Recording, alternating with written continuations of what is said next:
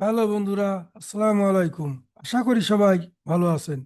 বন্ধুরা, আমি আজকে দেখাবো কিভাবে লাইট শট অ্যাপসটি ব্যবহার করতে হয়। লাইট শট অ্যাপসটি ব্যবহার করার জন্য আপনার ডেস্কটপ অথবা ল্যাপটপে অবশ্যই লাইট শট অ্যাপসটি ইনস্টল করা থাকতে হবে। আমার কম্পিউটারে লাইট শট অ্যাপসটি ইনস্টল করা আছে। তো কম্পিউটারের একদম নিচে ডান পাশে একটা অ্যারো চিহ্ন দেখা যাচ্ছে, এটাতে ক্লিক করবেন। ক্লিক করে পাটার মতো একটা অ্যাপস দেখা যাচ্ছে, এটাই লাইট শট অ্যাপস, এটাতে ক্লিক করবেন।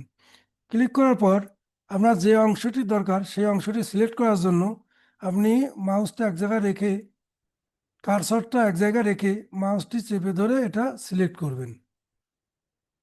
সিলেক্ট করার পর আপনি যদি কোনো কিছু এখানে লেখার দরকার হয় তাহলে উপরে এই যে পেন আইকন, এটাতে ক্লিক করবেন। ক্লিক করে আপনি আপনার ইচ্ছা মতো এখানে লিখতে পারবেন।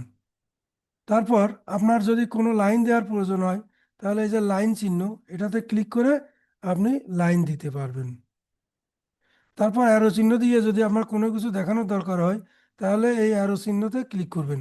ক্লিক করে মাউসটি চেপে ধরে এটা টান দিলে আপনার অ্যারো চিহ্ন হয়ে যাবে।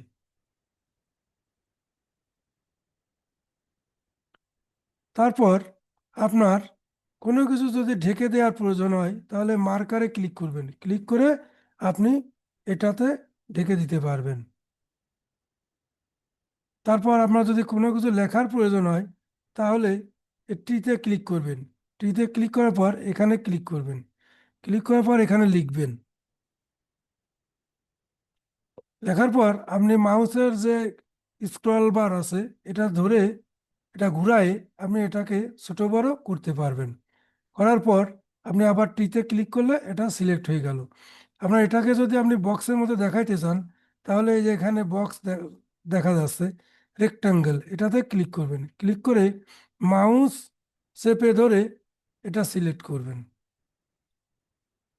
তারপর আপনি যদি কালার চেঞ্জ করার প্রয়োজন হয় তাহলে এই যে এখানে কালারে ক্লিক করবেন। ক্লিক করার পর আপনার এখন হলুদ আছে, আপনি যদি লাল চিহ্ন দিতে চান, লাল লেখা দিতে চান তাহলে রেডে ক্লিক করবেন। ক্লিক করার পর ওকেতে ক্লিক করবেন। করলে এখন যা লিখবেন সেটাগুলো লাল হবে। তারপর এটা সেভ করার প্রয়োজন হলে এই যে সেভে ক্লিক করবেন।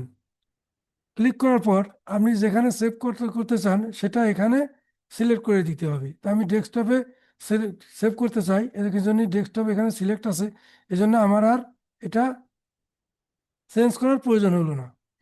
এরপর কি নামে আপনি সেভ করবেন? স্ক্রিনশট ফোন নামে আছে, আমি স্ক্রিনশট ফোন নামে সেভ করতে চাই। আপনি যদি অন্য নামে সেভ করতে চান তাহলে এখানে সেই নাম দেবেন। দেওয়ার পর সেভে ক্লিক করবেন। ক্লিক করলে এটা আপনার ডেস্কটপে সেভ হয়ে যাবে। তো বন্ধুরা, আশা করি বুঝতে পেরেছেন। যদি ভিডিওটি একটু ভালো লেগে থাকে তাহলে সাবস্ক্রাইব করে পাশে থাকবেন। আল্লাহ হাফেজ।